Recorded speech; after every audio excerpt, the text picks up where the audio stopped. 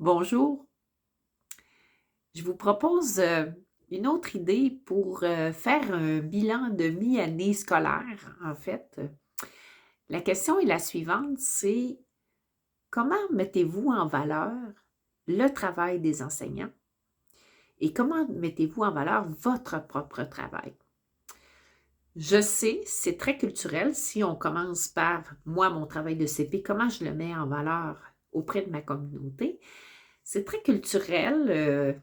On a l'impression de se vanter, on a l'impression que c'est pas correct de dire qu'on fait le travail qu'on fait ou qu'on a bien fait le travail.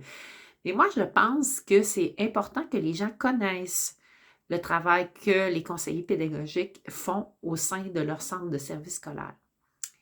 Donc, des moyens peut-être qui pourraient être intéressants pour mettre en valeur un peu ce qui se fait, ce que vous faites comme travail au quotidien, c'est de peut-être d'y aller avec des publications pour informer les gens des différents comités que vous menez et des travaux qui seront issus de de ces comités-là. Une autre idée de faire, de mettre en valeur le travail que vous faites en tant que CP, ça serait aussi peut-être de partager vos lectures, vos vidéos que vous écoutez, euh, même s'ils sont très scientifiques. Des fois, on ne partage pas la ressource même, mais il est possible peut-être, vous faites des résumés, donc de partager ça sous forme d'infographie. Et les gens apprécient souvent quand c'est court. Donc, ça, c'est une façon peut-être de mettre en valeur toute la réflexion dans laquelle vous êtes comme conseiller pédagogique. Le deuxième volet de ma proposition, c'est comment on fait, est-ce qu'on met vraiment en valeur le travail des enseignants qu'on accompagne? Comment on pourrait faire pour les faire rayonner? Et bien, c'est sûr que là, on les fait rayonner au sein de la communauté, mais on pourrait les faire rayonner de façon plus personnelle, plus individuelle. Donc, auprès de la communauté, je vais encore avec un genre de publication, comme je vous disais précédemment.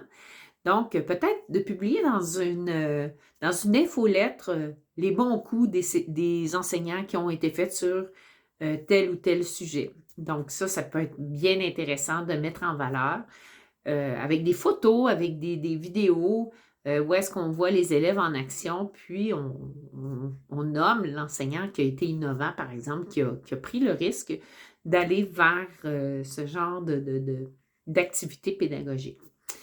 Donc, une infolette.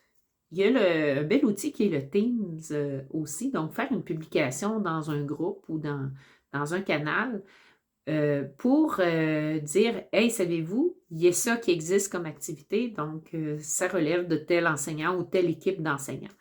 Je pense que ça, c'est primordial justement pour rehausser un peu le travail des enseignants, puis dire entre nous autres, là, on est bon, là, tu sais, il faut se le dire. Et que la conseillère pédagogique a vu le travail qui a été fait. De façon plus personnelle, je pense que c'est important de mettre en valeur les enseignants en faisant une rétroaction. Donc, on parle de rétroaction auprès des élèves, mais est-ce que cette rétroaction-là, on la met en action? Est-ce qu'on la modélise aussi auprès des adultes qu'on accompagne?